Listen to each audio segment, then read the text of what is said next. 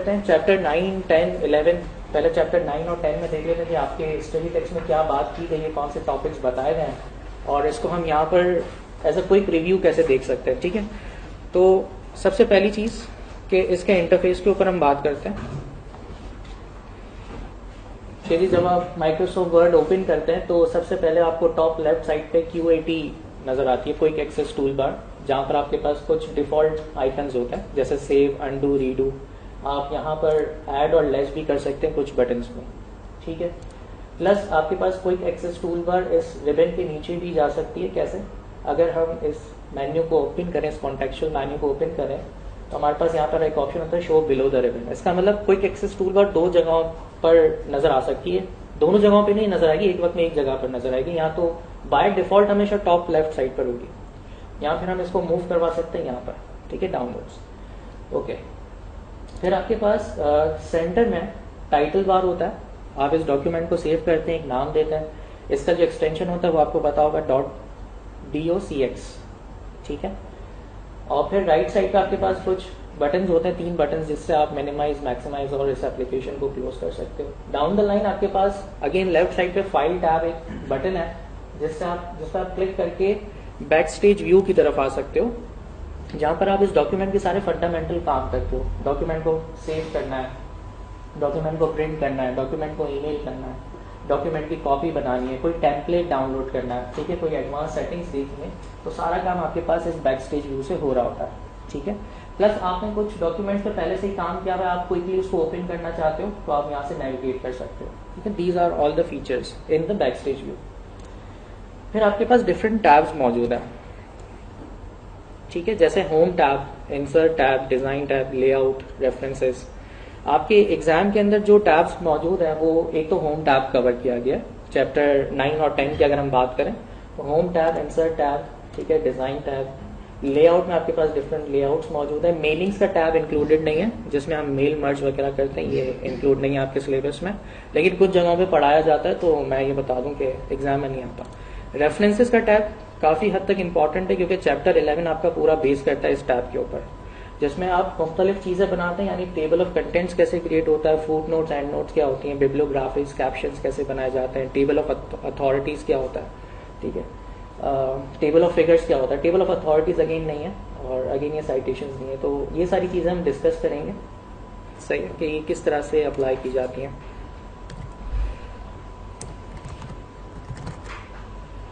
तो बिल्कुल बेसिक अगर बात की जाए तो यहाँ पर आपके पास एक कमांड होती है equals to rand bracket open bracket close, जिससे आपके पास कुछ डमी पैराग्राफ्स बन जाते हैं। ये आपको एग्जाम में काम आ सकते हैं कि आपको अगर कोई आंसर निकालना है बेस्ड ऑन सम पैराग्राफ्स और फॉर्मेटिंग या कोई ऑप्शन को चेक करना है तो आपको ये सपोर्ट दे सकता है। ठीक है, ओके।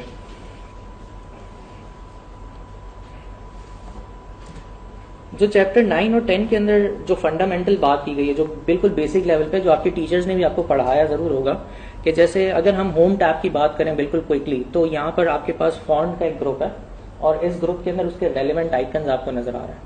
कुछ ग्रुप्स ऐसे होते हैं जिनके राइट बॉटम पे कुछ एरोज बने हुए होते हैं, जैसे अगर आप यहाँ देखें तो फॉन्ट के बराबर में आपको एक एरो नजर आ रहा है। इसका मतलब कि फॉन्ट का ग्रुप सिर्फ इन बटन्स के हद तक लिमिटेड नहीं है, आप इसको एक्सपेंड कर सकते हो और मजीद फंक्शंस को देख सकते हो जो यहाँ विजिबल अभी नहीं है। फॉर एग्जांपल अगर मैं इस एरो पे क्लिक करता हूँ तो मेरे पास फॉन्ट की एक विंडो आ जाएगी, एक डायलॉग बॉक्स आ जाता है मेरे पास, जिसमें फर्दर मेरे पास और ऑप्शंस मौजूद हैं। और आईकैप के तमाम टेक्निकल एमसीक्यूज इन्हीं विंडोज के थ्रू ही आ रहे होते हैं, क्योंकि आईकैप आपसे कोई भी एमसीक्यू बहुत ज्यादा स्ट्रेट फॉरवर्ड नहीं पूछेगा। या तो आपको आईकैप सिचुएशन बेस्ड एमसीक्यूज बनाकर देगा, ठीक है, या फिर वो ऐसे एमसीक्यूज आपको देगा जो आपको ढूंढने होंगे, जिसके आंसर्स आपको ढूंढने होंगे, और आप उस वक्त ढूंढ सकते हैं जब आपकी प्रैक्टिस होगी उस एप्लीकेशन की।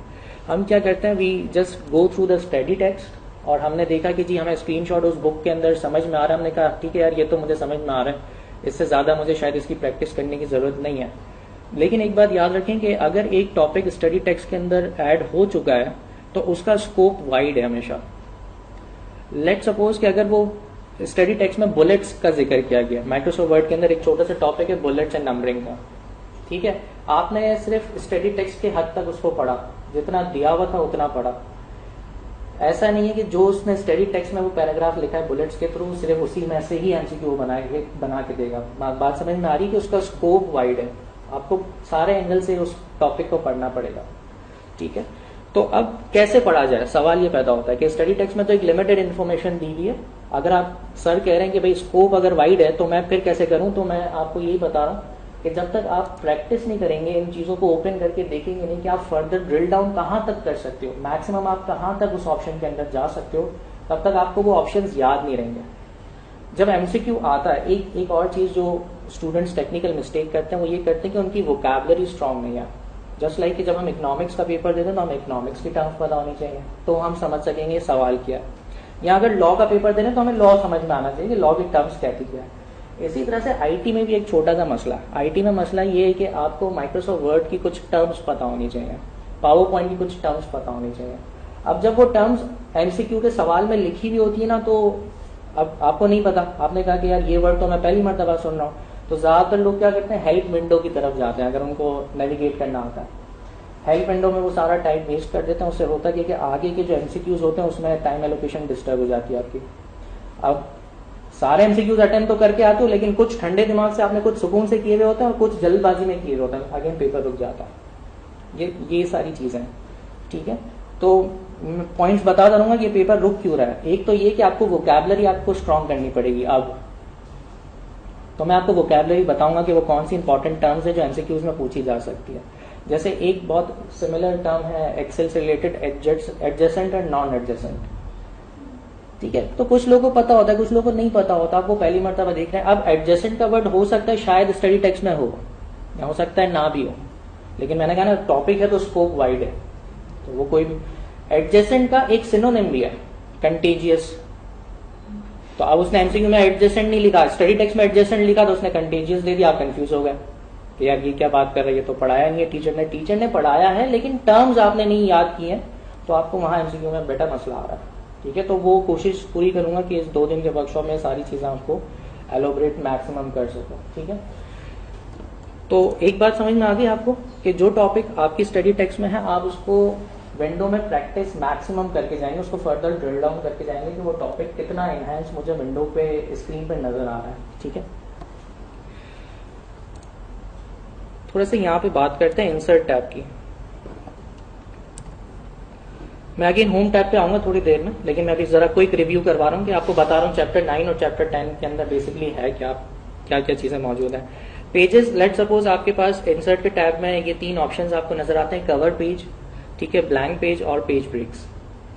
कवर पेज आप हमेशा टॉप पर लगाते हैं किसी भी डॉक्यूमेंट के, ठीक है, जो काइंड ऑफ अ डिजाइन होता है, एक लेआउट होता है कि ये बुक क्या रिप्रेजेंट कर रही है, ठीक है। ब्लैंक पेज, जब भी आपको कोई ब्लैंक पेज चाहिए होगा किसी भी पॉइंट के ऊपर, आप ब्लैंक पेज पे क्लिक करेंगे, एक नया पेज, ब्लैंक पेज इंसर्ट हो जाएगा, सही है। ऐसा होता है ना कि लेट सपोज कुछ स्टूडेंट्स यूं करते हैं कि पेज 1 पर हूं, पेज 2 चाहिए तो enter enter enter enter enter, अब तक एंटर करते जाएंगे जब तक पेज 2 नहीं आ जाएगा मेरे पास, आ गया, हाँ चलो भाई पेज 2 आ गया, ठीक है। तो ये ऑप्शन नहीं पता होता। अब उन्होंने प्रैक्टिस ही ऐसी की है, मतलब practice as an formal application को जैसे यूज करना चाहिए ना वैसे यूज नहीं कर रहे हो, वो सारे शॉर्टकट्स ढूंढ रहे हैं, वो जो एक टर्म कहते हैं जुगाड़, जो जैसे कहते हैं, ये हम गलत कर रहे हैं। अगेन फेल होने की एक और वजह ये है कि टीचर की जिम्मेदारी है कि वो उस एप्लीकेशन को यूज करना कैसे सिखा रहा है, क्योंकि आईकैब आपसे जुगाड़ नहीं पूछ रहा, आईकैब आपसे एप्लीकेशन का यूज पूछ रहा है। आपको एक और पॉइंट यहाँ पे पता चल रहा है कि ये सारे जो ये जुगाड़ कर रहे हैं ना, तो ये काम नहीं आएंगे। हमें सारी चीजें पता होनी चाहिए कि एक ऑप्शन अगर एक सिचुएशन आई है, एक क्यूरी आई है, मुझे नया पेज इंसर्ट करना है, तो this is not the way कि एंटर एंटर एंटर करते जाओ और सर नया पेज आ जाएगा, नहीं, ऐसा नहीं, ठीक है, ओके। फिर आपके पास इंसर्ट के टैब में टेबल का एक ऑप्शन है, जो हम एक टेबल क्रिएट कर सकते हैं इजीली। यहाँ पर मैक्सिमम लिमिट है जो हमें यहाँ पर पता चल रही है 10/8 की। मैं अगेन कह रहा हूँ, जो चीज मुझे डिफर्ड लगी थी फ्रॉम वर्ड 2016 टू 2010 मैं आपको बता दूंगा। जैसे मुझे यहाँ पे जो ग्रिड नजर आ रही है वो कितने की है, 10/8 की। हो सकता है जब आप 2010 यूज कर रहे हो तो कम हो, या हो सकता है इतनी ही हो, तो ये जरा चेक कर लेना अपने एंड पे, ठीक है। लेकिन इन चीजों को याद करने की जरूरत भी नहीं है, ये तो नजर आ रही है ना। आपने एमसीक्यू में अगर इस तरह की टेक्निकल साइड को पूछता है तो आपने यहाँ से ओपन किया, देखा और आंसर दे दिया, ठीक है। फिर आपके पास एक और ऑप्शन होता है इंसर्ट टेबल। जिसमें आप अगर मैनुअली कोई टेबल क्रिएट करना चाहते हो तो आप number of columns, number of rows define करते हो, सही है। अगेन मैक्सिमम आपको नहीं पता होता, आप एक बड़ा नंबर इसमें ऐड करते हो तो फौरन से आपके पास एक वार्निंग मैसेज आ जाता है जो आपको बता रहा है कि जी आप इसमें जो इनपुट कर सकते हो वो नंबर 1 से 63 तक का है। So there are few things you don't have to remember every time, आपको ऑप्शंस यूज करना आना चाहिए इफेक्टिवली कि कैसे हो रहा है। फिर आपके पास जब आप टेबल क्रिएट करते हो तो टेबल की फिटिंग्स होती हैं, ठीक है ना, कि किस तरह से वो फिट होगा उस पेज के ऊपर, कि वो पूरा स्प्रेड होगा पेज पे या जितना कंटेंट है उसके साइज के हिसाब से फिट हो जाएगा या ऑटो फिट होना चाहिए। तो उसके कुछ ऑप्शंस दिए हैं बाय विंडो, बाय कंटेंट्स और बाय कॉलम विड्थ, ठीक है। फिर अगेन इलस्ट्रेशन का ग्रुप देखें तो उसमें आपके पास है पिक्चर्स। आपको ऑनलाइन पिक्चर्स नजर नहीं आएगा वहां पे क्योंकि ये न्यू फीचर ऐड हुआ है तो उस पर बात करने की जरूरत नहीं है। ऑनलाइन पिक्चर्स का मतलब ये होता है कि अब ये हो गया कि आपको डायरेक्ट गूगल पे जाके एक वेब ब्राउजर ओपन करने की जरूरत नहीं होती है, आप डायरेक्टली यहाँ पर लिंक लिखते हैं और वो पिक्चर्स इंपोर्ट होना स्टार्ट हो जाती हैं। ये पिक्चर कहाँ से आपकी आएंगी? ये पिक्चर आपकी हार्ड ड्राइव से आएंगी, जो भी लोकल हार्ड ड्राइव होंगी, ऐसा ही है, एग्री करते हो? लेकिन ऐसा है नहीं, ये आपकी हार्ड ड्राइव भी हो सकती है और अगर आप लैन के ऊपर हो, अब देखो आप नेटवर्क के ऊपर हो तो आप, अगर आपका सिस्टम शेयरिंग पर है तो किसी और के सिस्टम की हार्ड ड्राइव से भी आप पिक्चर इंसर्ट कर सकते हो। तो मैंने कहा ना, जब टॉपिक ऐड हो गया तो उसका स्कोप वाइड हो गया। अब तक आपके दिमाग में था भाई मेरी हार्ड ड्राइव से ही मैं पिक्चर ला सकता हूँ, नहीं ऐसा नहीं है। लैन और वैन का टॉपिक आपके उसमें दिया हुआ है फर्स्ट या सेकंड चैप्टर के अंदर, ठीक है ना। तो अब देखो कैसे कनेक्ट हो रही है दो चीजें, कि जी मैं वर्ड यूज कर रहा हूं तो मैं पिक्चर सिर्फ अपनी हार्ड ड्राइव से नहीं ला सकता, मैं किसी और के सिस्टम से भी ला सकता हूं। ओके, अब ये पिक्चर्स कहां से आ सकती है? अब जरा मुझे बताएं। आपकी अपनी हार्ड ड्राइव से आ सकती है, अगर आप लोकल एरिया नेटवर्क पे हैं तो किसी भी शेयरिंग फोल्डर से ला सकते हो,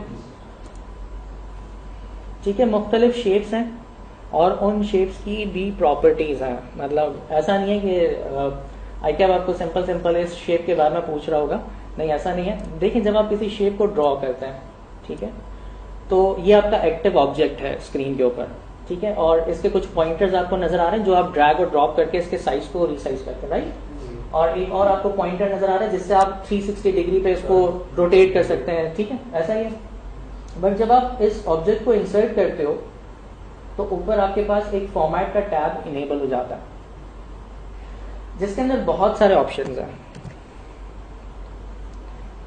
ठीक है। तो हो सकता है कि कहीं ना कहीं से एमसीक्यू वो पूछ ले, हो सकता है कि वो सवाल में ये लिखे कि जब हम किसी शेप को इंसर्ट करते हैं तो उनकी अलाइनमेंट कितने टाइप्स की होती है। तो अब एक तो ये कि आप बिल्कुल रट्टा लगा के जाओ, एक तो ये चीज है कि आपकी प्रैक्टिस इतनी अच्छी हो कि आपने फौरन से वहां पर वर्ड खोला, कोई भी आपने ऑब्जेक्ट यानी शेप इंसर्ट किया और आप चले गए फॉर्मेट के टैब में, आपने अलाइनमेंट देख ली कि भाई ये 3 किस्म की अलाइनमेंट है, कौन कौन सी होती है? टॉप, मिडिल और बॉटम। तो मैं कह रहा हूं ना, जो चीजें ढूंढने वाली हैं वो आइटम आपसे ज्यादा टेस्ट कर रहा होगा, उसी पे ही सिचुएशंस बनी होंगी, ठीक है। अब एक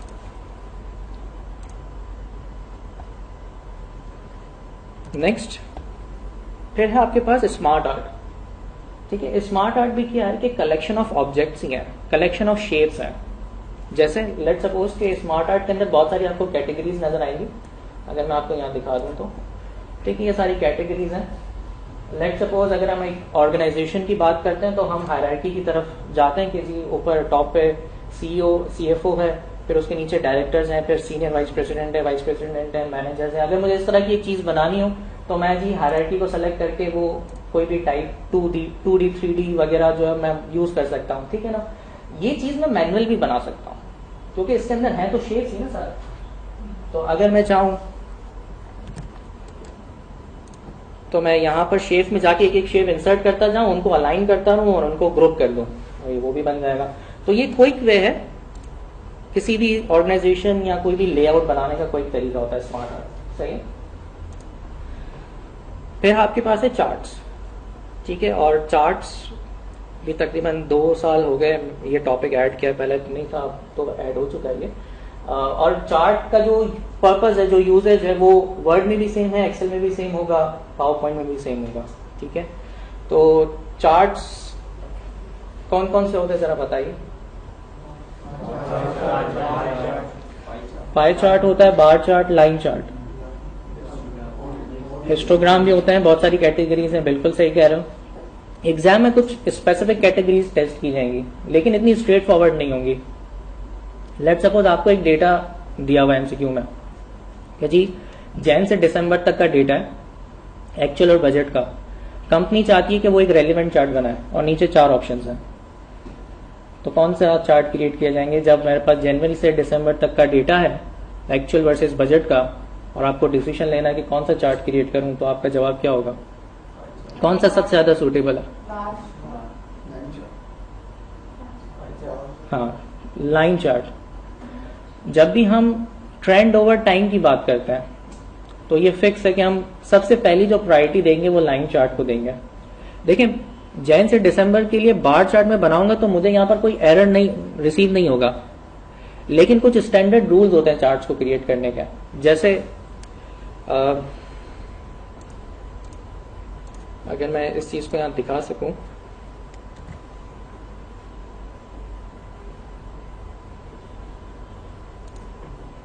मैं अपना कर्सर जो है ना यहाँ लाइन चार्ट पर रख रहा हूं, ठीक है। तो ये मुझे बता रहा है कि ये कब बनाया जाता है, इसके अंदर जवाब ही लिखा हुआ है, ठीक है ना। तो अगर आप देखें तो use this chart type two show trends over time, years, months and days और कैटेगरीज। बात समझ में आ रही है?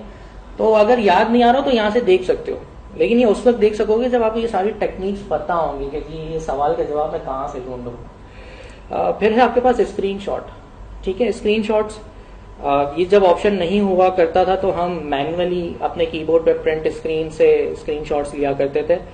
कुछ के कीबोर्ड्स चेंज होते थे तो हम 2 कीज के थ्रू स्क्रीनशॉट लिया करते थे। अब हमारे पास डायरेक्टली स्क्रीनशॉट आ सकता है।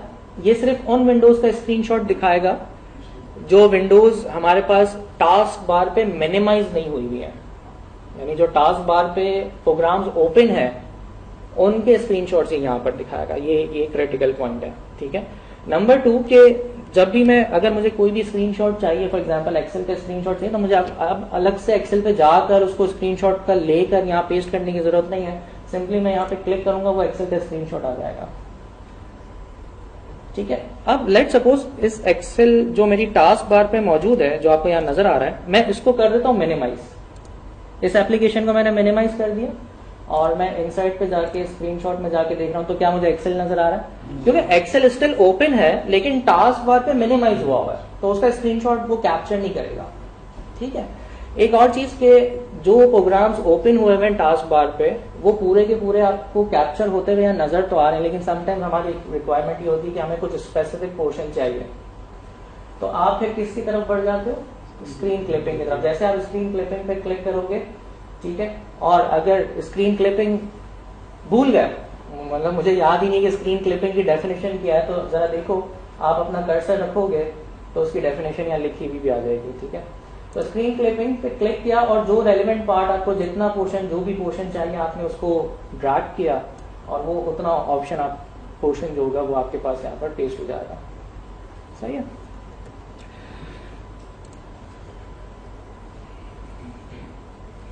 ओके, नेक्स्ट इज के आपके पास जब आप डॉक्यूमेंट क्रिएट करते हो तो definitely as compare to spreadsheet इसका स्ट्रक्चर डिफरेंट है। आपकी जो स्टडी टेक्स्ट है वो भी एक डॉक्यूमेंट है, यानी ये भी एक माइक्रोसॉफ्ट वर्ड पे डेफिनेटली क्रिएट की गई होगी और फिर इसको पीडीएफ करके इसका प्रिंट निकाला गया होगा। तो इसका कुछ स्ट्रक्चर है, इसके पेज के कुछ पार्ट्स है, ठीक है। जो सबसे ऊपर टॉप पे है हम उसको हेडर कहते हैं। उसका एक स्पेसिफिक मार्जिन फिक्स होता है, उसके अंदर आप अपना हेडर लिखते हैं कस्टमाइज। नीचे बॉटम पे हम देखें तो फूटर कहलाता है, वो भी आप अपना कस्टमाइज लिखते हैं जिसपे पेज नंबर चेंज हो रहे होते हैं, राइट। इसी तरह से कुछ और मजीद चीजें हैं इसमें जो मैं आपको अभी बताता हूं। थीम्स हैं, जैसे थीम्स क्या करेंगे, लेट सपोज अगर मेरे पास एक वर्ड का डॉक्यूमेंट है, ठीक है, और वो 10 पेजेस का है और मैं उस पर एक थीम अप्लाई कर रहा हूं। थीम अप्लाई करने से होता क्या है? एक बहुत रॉकेट साइंस नहीं सोचना है, एएफसी के बच्चे जैसा सोचना कि भाई अगर एक डॉक्यूमेंट है और उस डॉक्यूमेंट को मैंने बनाया 10 पेजेस, 15 पेजेस, 6 पेजेस, ठीक है। मैं टाइप करता गया, मैंने हेडिंग्स दी थी, जो भी रेलेवेंट काम करना था। फिर मैं आया थीम पे, मैंने कोई भी एक थीम सेलेक्ट कर लिया। हुआ क्या इससे, क्या किया इसमें? क्या बोल रहे? एक फाइल को हाँ, शॉर्ट कर दिया। और आप क्या कह रहे थे? ओके, एक फॉर्मेटिंग की बात करें और एक फाइल की साइज, टाइम पीरियड शॉर्ट। और क्या हो सकता है? थीम क्यों अप्लाई? एक फॉर्मेटिंग, सबसे पहली बात तो ये कि वो फॉर्मेटिंग आपको देते हैं, नीट एंड क्लीन, ठीक है ना। हमने तो अजीब ब्लैक एंड व्हाइट में सारा डॉक्यूमेंट लिख दिया, अब हमारे पास टाइम नहीं है। तो सबसे पहली चीज का थीम हमारा टाइम सेव करता है, सही। एडवांटेज की तरफ आओ कि इसको करने से हो क्या रहा है, सिर्फ कलर चेंज नहीं हो रहा है, टाइम सेव हो रहा है, ठीक है। और क्या हो रहा है? क्या मैं अपना कस्टमाइज कोई थीम क्रिएट कर सकता हूँ? बिल्कुल कर सकते हो। उसको सेव कर सकता हूँ? बिल्कुल कर सकते हो। एक और एमसीक्यू समटाइम्स आता है कि जो जब आप माइक्रोसॉफ्ट वर्ड ओपन करते हो ना, बिल्कुल जैसे लेट्स सपोज ब्लैंक, और मैंने कुछ भी टाइप किया, एक नया डॉक्यूमेंट ओपन किया, कुछ भी टाइप कर दिया, ठीक है। इस पर मैंने अभी थीम अप्लाई किया हो। तो एक बार याद रखना कि जब आप माइक्रोसॉफ्ट वर्ड का डॉक्यूमेंट ओपन करते हो, नया कोई भी, जितनी मरतबा भी नया डॉक्यूमेंट ओपन करते हो, बाय डिफॉल्ट उसके ऊपर एक थीम अप्लाइड हुआ होता है, ठीक है। और वो कौन सा थीम होता है? वो होता है ऑफिस थीम, ये वाला। ये बाय डिफॉल्ट सब पे ही अप्लाई हुआ है, ठीक है। फिर थीम्स में क्या क्या चीजें होती हैं? थीम्स जो कंट्रोल करता है ना, वो इन चीजों को कंट्रोल करता है। पैराग्राफ की स्पेसिंग, कलर्स, फॉन्ट्स, ठीक है ना, ये सारी चीजें हैं। फिर वाटरमार्क, ये सारी चीजें आपने पढ़ी भी होंगी, चैप्टर 9, 10 को हम गो थ्रू कर रहे हैं। मैं अगेन आपसे कह रहा हूँ, वाटरमार्क वही है जो पेजेस के सेंटर में डायगनल भी हो सकता है, 90 डिग्री भी हो सकता है, जिस तरह से आप उसको रोटेट करते हैं। ग्रे कलर में होता है ताकि वो आगे का जो फॉन्ट है वो डिस्टर्ब ना हो, ठीक है। वाटरमार्क अप्लाई हम क्यों करते हैं? ताकि हम कॉपीराइट्स को जो है वो कर सकें, कि रिस्ट्रिक्ट कर सकें, कोई इसको चीट ना करे। मार्केटिंग हो सकती है इससे, वाटरमार्क को अप्लाई करने से, ठीक है। सही है। पेज कलर क्या कहते हैं? पूरे पेज के कलर को चेंज कर देगा, सही है। पेज बॉर्डर्स, पेज पे बॉर्डर्स बना के आएगा। कोई मसला तो नहीं है यहां तक आप लोगों को, ठीक है। फिर है लेआउट का टैब क्या कहता है? लेआउट के टैब में अब हमारे पास डिफरेंट मार्जिन हैं, और डिफरेंट मार्जिन के नेम्स आपको यहाँ नजर आ रहे हैं, और उनके साइजेस भी हैं, क्योंकि पेज बाय डिफॉल्ट पोर्ट्रेट और साइज में होता है, ठीक है। लैंडस्केप भी कर सकते हो आप इसको। तो पोर्ट्रेट के अंदर आपको ये मार्जिन नजर आ रहे हैं कि अगर आप किसी मार्जिन को सेलेक्ट करते हो तो उसका टॉप लेफ्ट, बॉटम राइट कितना है, और उसका बाय डिफॉल्ट भी आपको यहाँ नजर आ रहा है। तो एमसीक्यूज में हो सकता है आपको कोई वो टाइप पूछे और उसका डिफॉल्ट पोजीशन पूछ ले कि वो कितनी है, तो आप यहां से देख सकते हो कि वो कितनी आपको यहाँ पर नजर आती है, सही है। कस्टम मार्जिन भी एक और ऑप्शन है जहां पर जाकर आप कस्टमाइज भी कर सकते हो उसको, ठीक है। लैंडस्केप, पोर्ट्रेट, सही है। Multiple pages, mirror margin, 2 page पर शीट, बुक फोल्ड, जैसी जो रिक्वायरमेंट हो, ठीक है। फिर आपके पास ओरिएंटेशन, आपको पता है 2 किस्म की, पोर्ट्रेट और लैंडस्केप, ठीक है। एक्सेल जब आप ओपन करते हैं तो आपके पास बाय डिफॉल्ट कौन सा पोर्ट्रेट होता है शीट का? यस, हाँ बोलो। पोर्ट्रेट होता है, ओरिएंटेशन यानी पोर्ट्रेट होता है।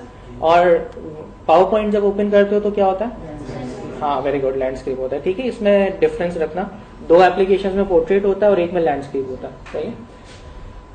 फिर पेजेस की साइजेस हैं, और उन साइजेस के भी पॉइंट्स होते हैं। आपके पास टेक्स्ट है, आप उसको कितने कॉलम्स में डिस्ट्रीब्यूट करना चाहते हो। फॉर एग्जाम्पल, अगर मैं इस टेक्स्ट को सेलेक्ट करता हूं और मैं कहता हूं कि इसको 2 कॉलम्स में ब्रेक कर दो, तो ये पेज के ऊपर 2 कॉलम्स में इसको ब्रेक कर रहा है, ठीक है। इसी तरह से कॉलम्स के अंदर फर्दर अगर आप देखें तो मोर कॉलम्स का एक ऑप्शन है। अब मसला ये होता है कि स्टडी टेक्स्ट में टॉपिक तो है, फिर हम यहाँ पे जाके देखते नहीं है, मसला सारा यहाँ है, ठीक है ना। तो हम यहाँ पर जाके आपको देखना है, एक्सप्लोर करना है कि भाई अच्छा इस विंडो के अंदर और फर्दर क्या चीज है। आप देखें, आपको किसी चीज को रट्टा नहीं लगाना, किसी चीज को मेमोराइज नहीं करना, but you have to explore कि अच्छा यार इसमें ये चीज भी है। तो मैं देख सकता हूँ कि जी यहाँ पर मैक्सिमम कॉलम्स मुझे कितने मिल सकते हैं, 13 मिल सकते हैं, कि जी मैं 13 कॉलम्स में उसको डिस्ट्रीब्यूट कर सकता हूँ। अभी मुझे एक बात बताएं, अभी ये डेटा पे कितने कॉलम्स में डिस्ट्रीब्यूट हुआ है? Very good, 1। कोई ये ना कहे कि 0, ठीक है ना। बाय डिफॉल्ट 1 होता है कॉलम, ठीक है। इसी तरह से आपके पास डॉक्यूमेंट के अंदर कुछ होते हैं ब्रेक्स, पेज ब्रेक्स होते हैं, ठीक है, और सेक्शन ब्रेक्स होते हैं, बिल्कुल सही है। एक चीज याद रखना कि माइक्रोसॉफ्ट वर्ड का जो डॉक्यूमेंट होता है उसमें लेट सपोज अगर 6 पेजेस हैं तो 6 पेज ब्रेक है। मतलब बोलने का क्या है कि हर पेज बाय डिफॉल्ट एक पेज ब्रेक है, हर पेज बाय डिफॉल्ट एक पेज ब्रेक है। आप इन पेज ब्रेक्स के अंदर सेक्शंस बनाते हैं, और सेक्शंस क्यों बनाते हैं? जब आपको डिफ्रेंशिएट करना होता है, जब आपको मुख्तलिफ चीजें करनी होती है डॉक्यूमेंट में। फॉर एग्जांपल अगर डॉक्यूमेंट में 10 पेजेस हैं और आप शुरू के 4 पेजेस में हेडर फूटर मुख्तलिफ रखना चाहते हैं, फिर 5वें से 10वें पेज तक हेडर फूटर मुख्तलिफ रखना चाहते हैं, तो आपको यहाँ सेक्शन बनाना पड़ेगा। अगर आप बॉर्डर्स डिफरेंट रखना चाहते हैं, अगर आप लाइन नंबर्स डिफरेंट रखना चाहते हैं, अगर आप ओरिएंटेशन डिफरेंट रखना चाहते हैं, शुरू के 4 पेजेस पोर्ट्रेट, बाद के 6 पेजेस लैंडस्केप, तो ये कुछ 5 से 6 डिफरेंसेस हैं जिसकी वजह से आप सेक्शन ब्रेक्स बना रहे होते हैं। और सेक्शन ब्रेक्स कुछ 4 किस्म के होते हैं। एक होता है नेक्स्ट पेज, कि जिस करंट पेज पे मेरा कर्सर ब्लिंक कर रहा होगा उसके आगे के पेज के सेक्शन बन जाएंगे। कंटिन्यूस, जिस पेज पे खड़ा हूं उसके आगे जितने पेजेस होंगे सारे बन जाएंगे। इवन ऑड पेजेस का मतलब आपको पता है 2, 4, 6, 8, 10 और 1, 3, 5, 7, 9, 11, ठीक है।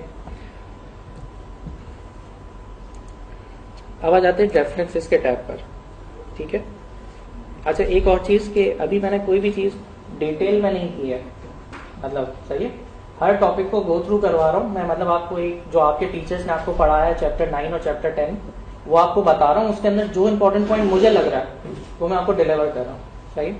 इसको डिटेल में भी देख लेंगे। अब बात करते हैं थोड़ा सा रेफरेंसेस के टैब के ऊपर।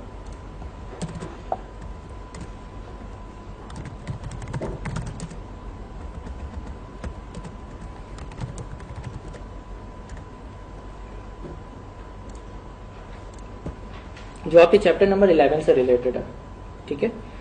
तो रेफरेंसेस के टैब में